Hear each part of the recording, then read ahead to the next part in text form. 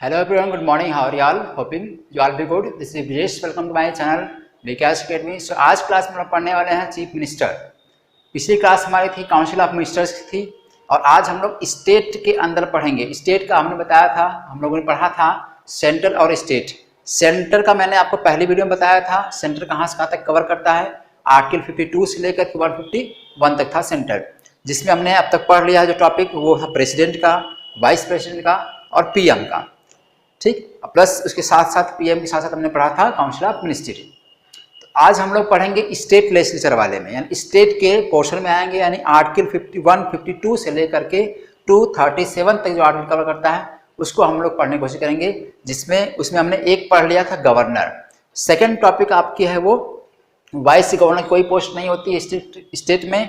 तो हम आते हैं सीधे सीधे सीएम पे. सीएम वाला चीफ मिनिस्टर. स्टेट का चीफ मिनिस्टर की एलिजिबिलिटी क्या होती है, टेनर क्या होता है, कितने साल का होता है, टर्म कितने साल का होता है, कितनी बार होता है, ठीक है, क्वालिफिकेशंस क्या होनी चाहिए, इलेक्शन कौन कंडक्ट करवाता है. इन सारे सवालों के जवाब हम लोग इसमें ढूंढने की कोशिश करेंगे. राइट, ओके, चलते हैं. हम लोग समझते हैं. नेक्स्ट चैप्टर हमारा होगा स्टेट लेजिस्लेचर का. स्टेट के अंदर का जो हमारा टॉपिक होगा वो CM, chief minister of the state.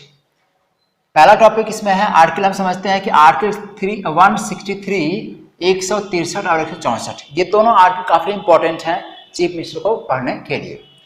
तो ये पार्ट 6 में आता है, हमने पढ़ा है. पार्ट 6 में मैंने पहले ही वीडियो में बताया था आपको. पार्ट 5 और पार्ट 6 दोनों को मैंने एक्सप्लेन बेसिक कर दिया है. आप वहाँ जाकर उसको वीडियो देख लीजिएगा.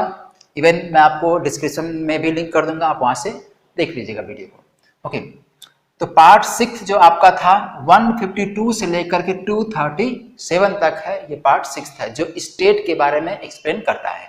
पार्ट 5 था जो हमारा, ये पार्ट 6 है. पार्ट 5 जो हमारा वो सेंटर है. सेंटर का मतलब आर्टिकल 52 से लेकर के 151 तक है. वो उसका भी वीडियो मैंने अपलोड कर दिया है, उसको भी आप देख लीजिएगा. ठीक है, तो चीफ मिनिस्टर का जो आर्टिकल है वो आर्टिकल 163, 164, इसको ध्यान देना है, इंपॉर्टेंट. ठीक है, चलते हैं, समझते हैं हम लोग इसके इंपॉर्टेंट आर्टिकल को.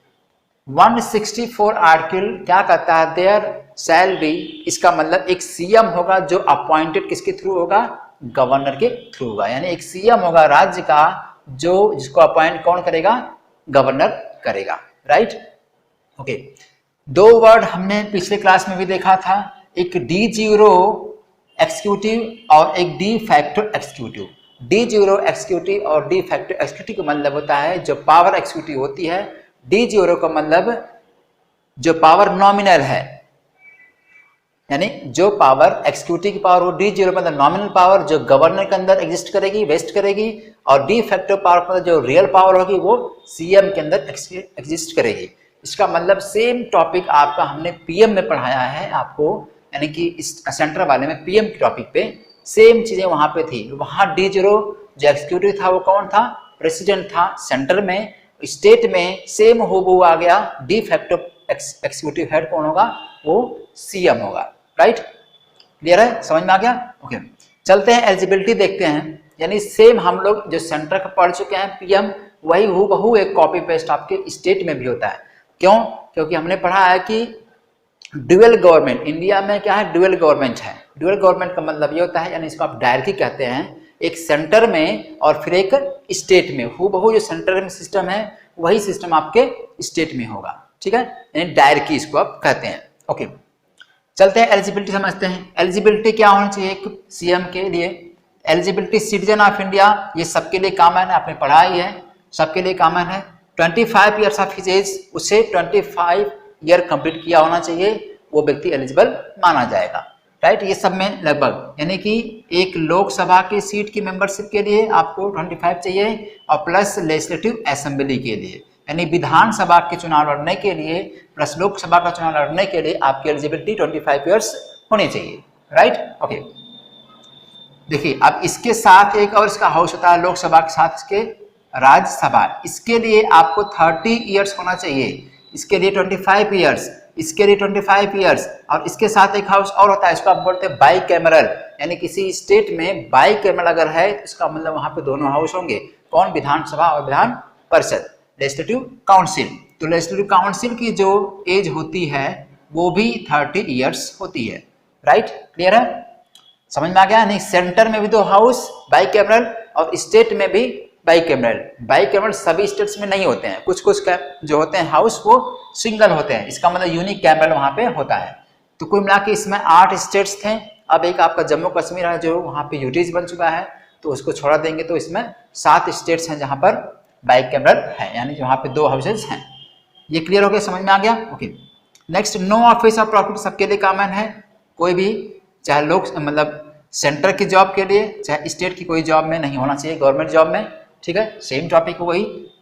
Member of either house legislative assembly और लेजिस्लेटिव काउंसिल, इसका मतलब विधानसभा या विधान परिषद किसी हाउस का मेंबर होना चाहिए, यानी एलिजिबिलिटी रखनी चाहिए, कोई मेंबर हो वो, राइट, क्लियर है। और अगर इस कंडीशन में दोनों हाउस में से किसी हाउस का मेंबर वो नहीं है, तब वो उसके पास एक और ऑप्शन बचता है कि he can take his membership either from assembly और काउंसिल, काउंसिल की या असेंबली की मेंबरशिप वो ले सकता है विद इन 6 मंथ, यानी अगर उसे सीएम भी इलेक्ट कर दिया गया है तब भी उसे 6 महीने के अंदर अंदर वो अपनी मेंबरशिप ले सकता है किसी हाउस की, right.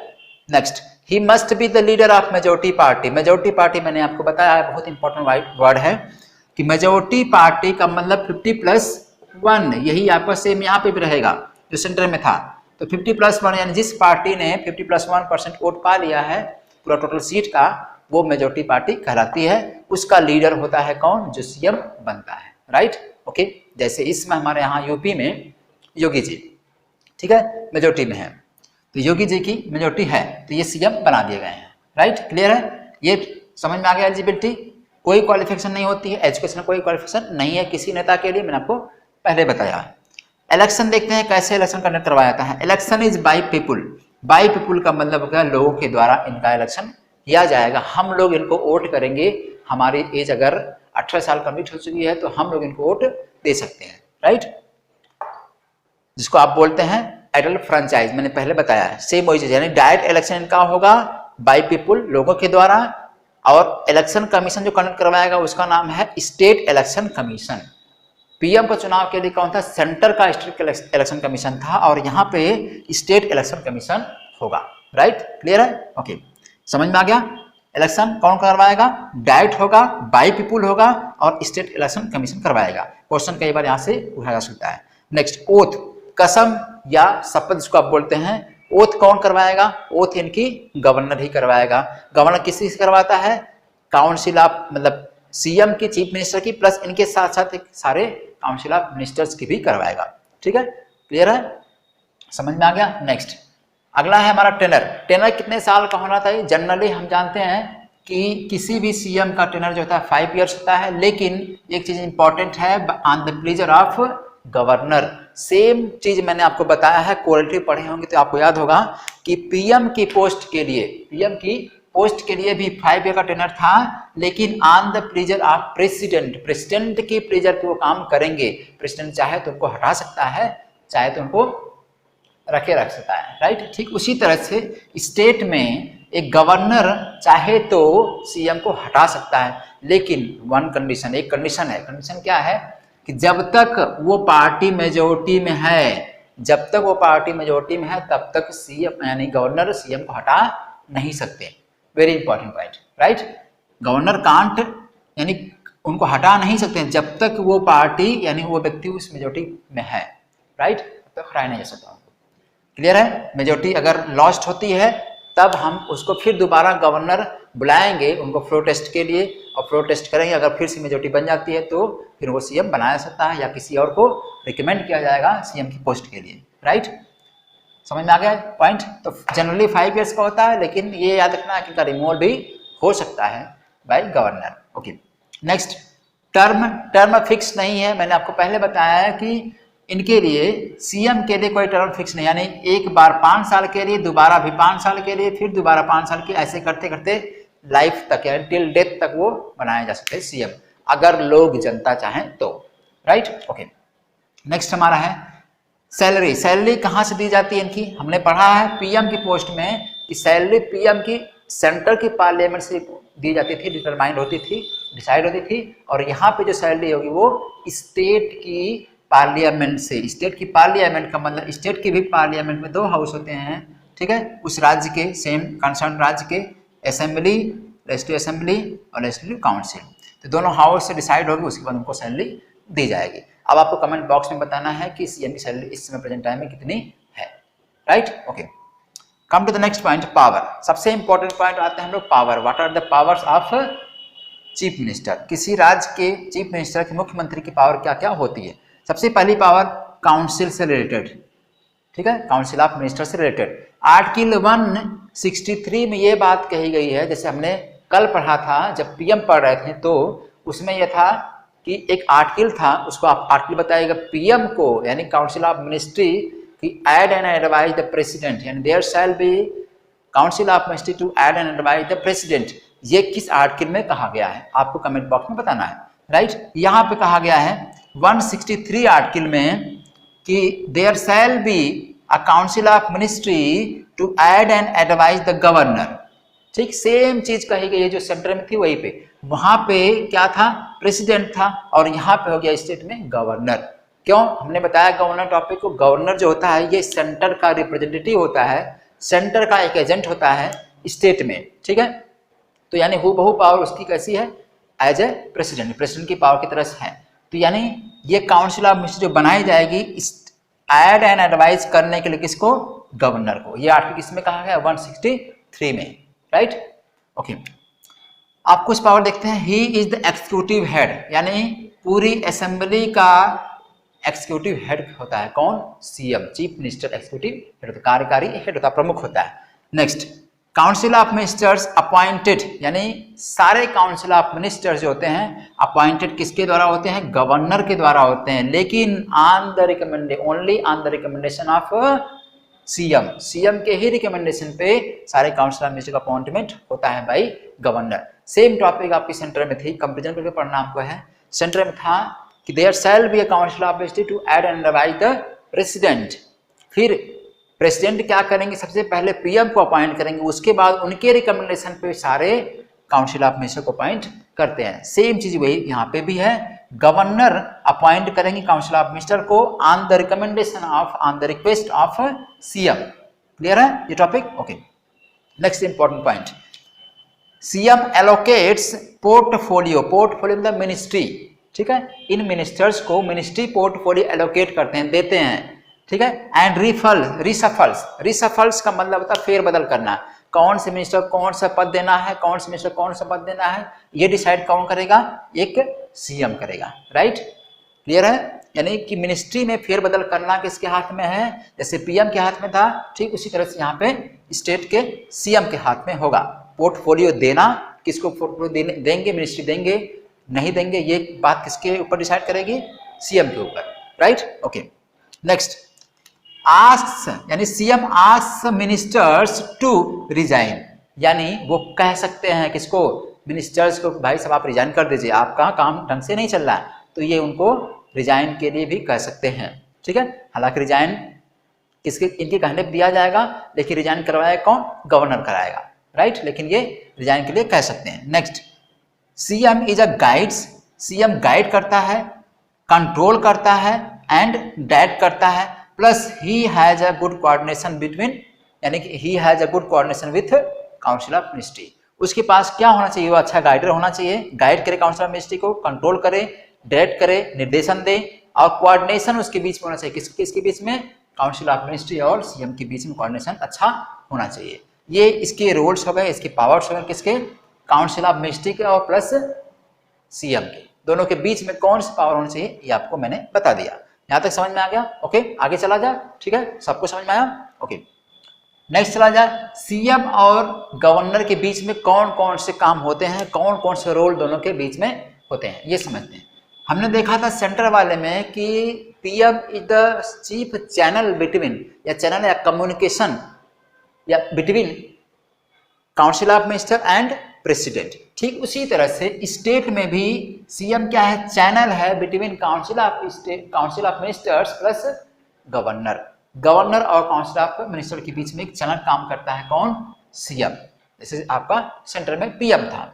Next, he advises governor to appoint, सबसे इंपॉर्टेंट पॉइंट, ये क्वेश्चन आपके कई बार यहाँ से आते हैं, समझना है कि सीएम एडवाइज करता है किसको, गवर्नर को टू अपॉइंट, किसको अपॉइंट करने के लिए, number 1 advocate general of the state, राज्य का जो एडवोकेट जनरल होता है उसको अपॉइंट करने के लिए ये एडवाइज करेंगे किसको, गवर्नर को, right. Okay next, chairman and members, chairman और मेंबर्स किसके किसके, एसपीएससी, एसपीएससी का मतलब स्टेट पब्लिक सर्विस कमीशन, राज्य लोक सेवा आयोग, ठीक, इसके चेयरमैन को प्लस इसके मेंबर्स को एडवाइज करेंगे कि मतलब अपॉइंट करवाने के लिए किसको, गवर्नर को, राइट।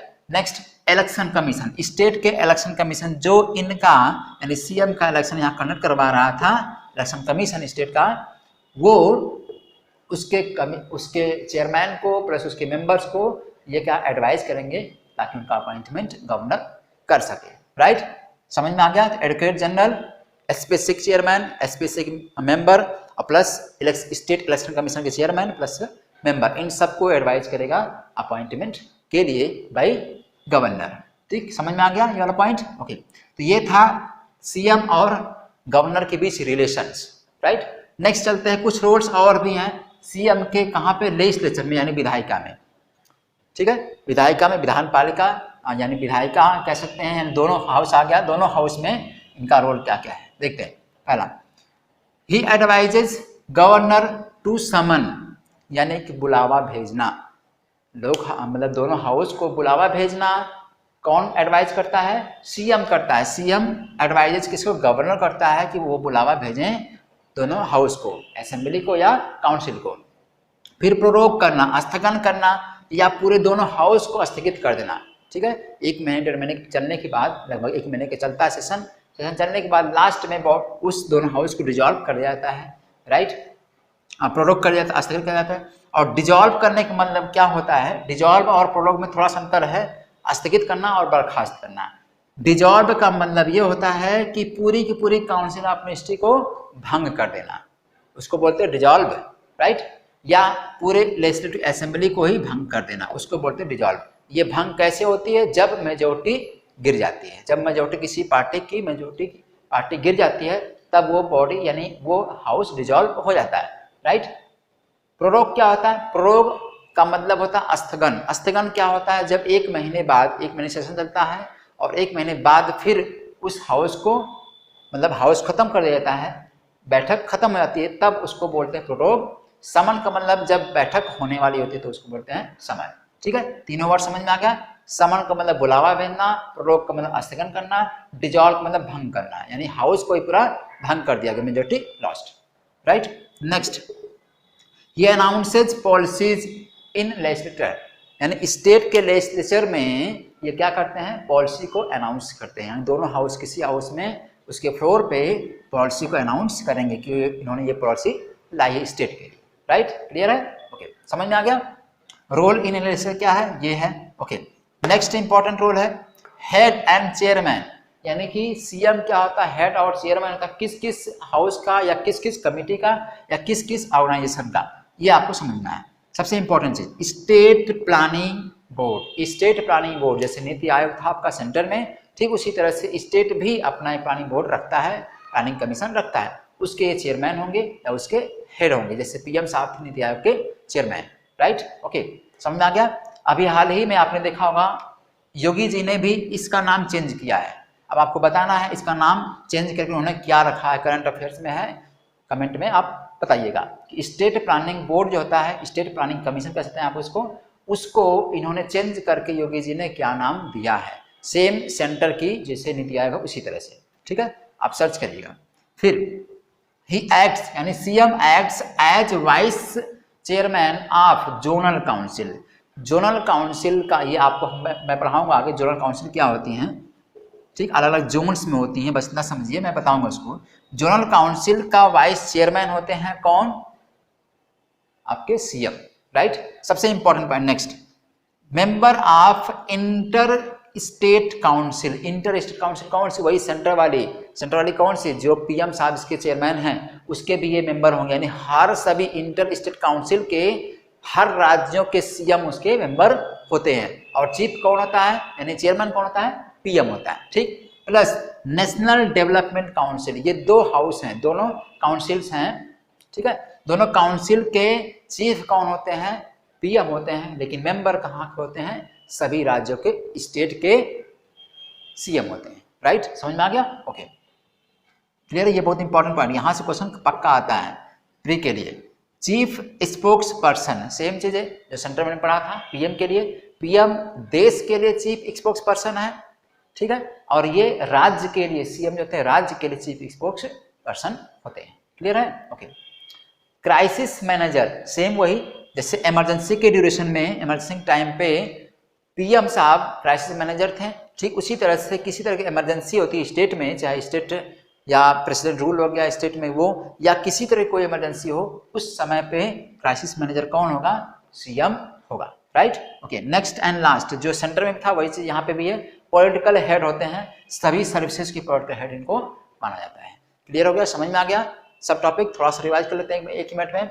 आर्टिकल आपको याद रखना है 163 164, ठीक है, ये पार्ट 6 में है 152 से लेकर 237 तक का, ठीक है। पहला इंपॉर्टेंट चीज है आर्टिकल 164 में कहा गया है काउंसिल की सीएम का अपॉइंटमेंट किसके द्वारा होगा, गवर्नर के द्वारा होगा, और 63 में क्या था, there shall be a council of minister to aid and advise the governor, ये 63 में था, ठीक है। ये दो वर्ड आपको हर जगह मिल जाते हैं, प्रेसिडेंट के साथ भी मिला था, पीएम के साथ, और प्लस यहाँ पे सीएम प्लस गवर्नर के साथ, समझ में आ गया। एलिजिबिलिटी क्या थी, सिंपल है, इसमें कोई चीज बहुत ज्यादा टेंस करने वाली नहीं है, ठीक है, क्लियर है। इलेक्शन आपने देख ही लिया, इलेक्शन का यानी स्टेट इलेक्शन कमीशन, यहाँ से क्वेश्चन आते हैं तो इनका इलेक्शन कौन करवाता है, स्टेट इलेक्शन कमीशन कराता है, राइट, ओके। यानी एक कमीशन कहाँ का है, सेंटर का, और एक है स्टेट का, स्टेट वाला कराता है। ओथ सिंपल सी बात है, गवर्नर करेगा सीएम को प्लस पूरे काउंसिल ऑफ मिनिस्ट्री को, राइट। टेनर 5 साल का था, क्लियर हो गया। ये भी टर्म आपने देखा कोई टर्म फिक्स नहीं है इनका, यानी कितनी बार चाहे तो ये बन सकते हैं, राइट। सैलरी स्टेट के पार्लियामेंट यानी स्टेट का लेजिस्लेचर दोनों हाउस डिसाइड करेगा कि इनकी सैलरी कितनी होनी चाहिए, क्लियर हो गया ये। अब सीएम का जो पावर है काउंसिल ऑफ मिनिस्टर के साथ क्या क्या पावर है ये हमने बता दिया, इसमें कोई दिक्कत हो कमेंट बॉक्स में करिएगा, बताइएगा कहाँ प्रॉब्लम है, ठीक है। बस याद रखना है कि एलोकेशन, यहाँ से क्वेश्चन आया हुआ है, यानी एलोकेशन, ये एलोकेशन करेंगे किस मिनिस्टर को कौन सी मिनिस्ट्री दी जाए, यही एलोकेट करते हैं, उनके लिए किसी से पूछते नहीं है। प्लस फेर बदल करना उस मिनिस्ट्री में, यही करते हैं, ठीक है। मिनिस्टर्स को कह सकते हैं भाई साहब आप रिजाइन कर दीजिए, ठीक है, किसी प्रॉब्लम को ऐसे, तो ये प्लस ये सबसे बड़े गाइडर होते हैं, यानी गाइड्स करते हैं अपनी पूरी काउंसिल ऑफ मिनिस्ट्री को, कंट्रोल करते हैं, डायरेक्ट करते हैं, और एक कोऑर्डिनेशन दोनों के बीच रखते हैं, क्लियर है। सीएम और गवर्नर के बीच का अंतर क्या हो गया, डिफरेंस क्या है, प्लस या रोल्स क्या इनका है। चैनल होता है ये कौन, सीएम एक चैनल होता है, चीफ चैनल होता है बिटवीन काउंसिल ऑफ मिनिस्टर और गवर्नर के बीच में, ये भी क्लियर हो गया, ठीक है, कोई डाउट।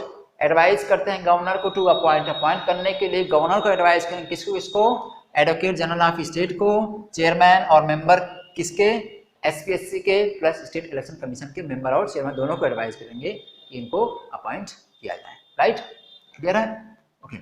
रोल इन लेजिस्लेचर, अब लेजिस्लेचर में यानी हाउस में इनका क्या रोल होता है, इनका रोल ये होता है कि ये गवर्नर साहब को समन भेजने के लिए, बुलावा भेजने के लिए, प्लस प्रोक करने के लिए, डिजॉल्व करने के लिए एडवाइस करेंगे, राइट, ओके। अनाउंसेस पॉलिसीज, यानी कि उस हाउस में ये पॉलिसीज को अनाउंस करेंगे, राइट। नेक्स्ट इंपॉर्टेंट है ये कौन कौन के हेड होते हैं, किस किस ऑफिस के या काउंसिल के या फिर ऑर्गेनाइजेशन के।